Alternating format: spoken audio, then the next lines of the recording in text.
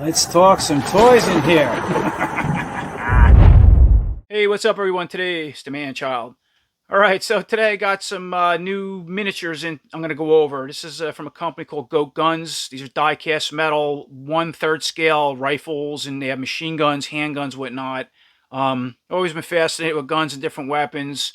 I collected a ton of 1/6 scale guns that were part of like the Dragon Models GI Joe line. I had airsoft guns, I had real guns in the day. But I thought these were pretty neat. I remember coming across these in an ad, and I picked a couple up. Yeah, I just got this one in today. It's the M1 Garand, very famous rifle going back from World War II Korea into the Vietnam era.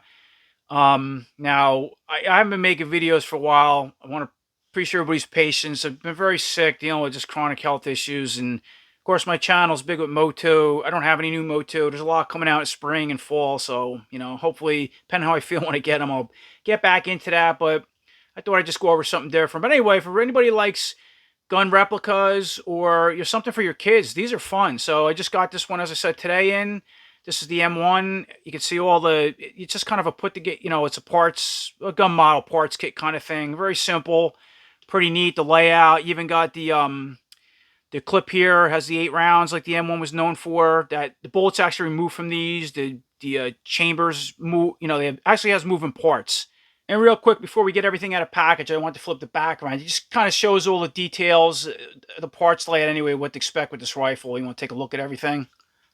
Okay, so I took everything out of the package, obviously, and you see a layout of all the parts that you get in that box, sort of like a shoulder and a back. So you do get a little instruction booklet. It's not a lot to this. You get your upper receiver, the M1. Now, everything is die cast in this gun. I thought this was wood or plastic, the stock, but it's all metal, really heavy. So is the lower part of the stock itself. This is all painted in, wood grain color. But yeah, metal, all die cast. Surprised at that. You get a leather sling, which is pretty cool. Just a closer look at that. Then you get your trigger group assembly here, and you also get a stand with these, which I think this goes through like that. See that? There's two of them. Snap up, they lock, and that's like your holder for that gun. You get an Allen wrench and a couple screws for assembly. Now, this is pretty cool too. You also get this, the clip itself with the 8 rounds in the inside the clip. They actually come out, and you can stack them. Now, I'm going to bring in something for a second. I actually have a real one, so you can see a comparison, like how accurate it looks. And if you weren't familiar with the M1 Garand, basically this would push down. Once you open up the bolt, this would push down to a spring, and the bolt would jam forward. They call it sometimes the M1 thumb. You have to be careful. The bolt would slam in the thumb when it goes forward. After it fires all rounds and the 8th round would come out, it would basically, spring would push this clip out, make a ping sound, like in the movies, or you ever heard of that? So pretty accurate how all these are detailed to this real M1 clip. They also give you another 30 caliber, like an individual cartridge. Doesn't fit in that bandolier clip, so it only holds 8 rounds. You get that. And then you get some stickers, which is pretty neat. So checking out the assembly of the M1 rifle. Now, the first step from the directions are, number one, we're going to place the trigger housing into the lower receiver of this buttstock piece. So it looks like it goes in like this. You're going to slide it through, push it down until you can see a lower tab's going to lock on this side, and this one, this landing's going to lock on this lower piece, and it's going to snap in there like this. And then the next step, we're going to assemble the upper receiver with the lower receiver. So it's just going to snap in here, and it should lock down like that. So then with the two receiver ends together, according to directions, the long screw is going to go in the rear part like this. Then you'll bring in this tool and just tighten it down.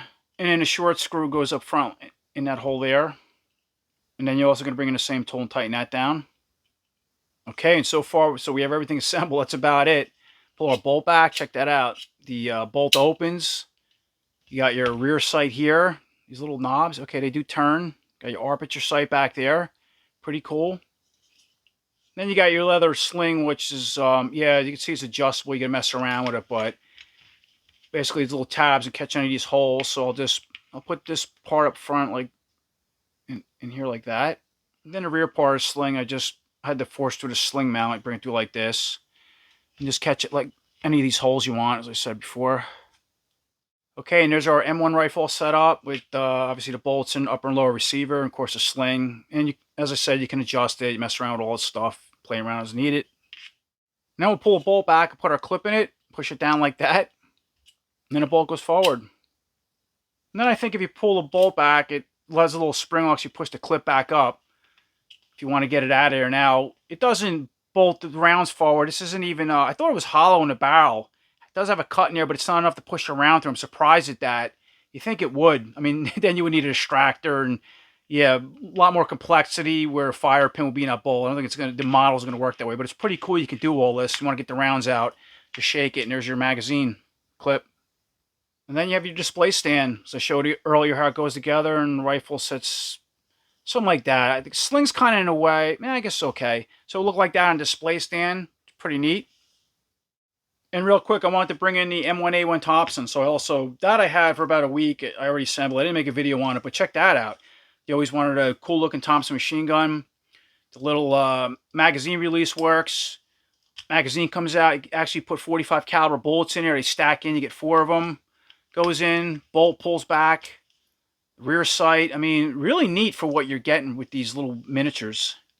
And I also got in the M1911 chrome plated pistol as well. So I can't wait to put that together. I think this one's a little bigger. It's a half a scale instead of 1/3, I think, just so you have a bigger handgun. But I want to bring that and show you. And I also want to bring in a couple 1/6 scale versions of the M1 rifle and the M1A1 Thompson machine gun for size comparison. So you can see these came from the Dragon models. You can use them for G.I. Joe or whatnot. But you kind of see the difference in scale, what they look like. All right, and here's our M1. I was curious about that. I also forgot to show that in the buttstock, the little back opens up where they normally keep the cleaning kit. I'm going to keep this extra bullet back there. Okay, so that was my review on the GOATGUNS 1/3 scale M1 Garand, and yeah, I guess a Thompson I threw in as well. I think they're pretty cool. Just for the size, the scale, they're pretty easy to put together. And, you know, if your kids, you want to collect a cool looking replica of these type of weapons or have something fun for the kids to play with, I would definitely check them out.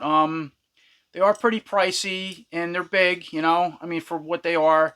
They don't really scale anything well as far as figures, like the 1/6 scale weapon or the versions I brought in would go with a G.I. Joe or something.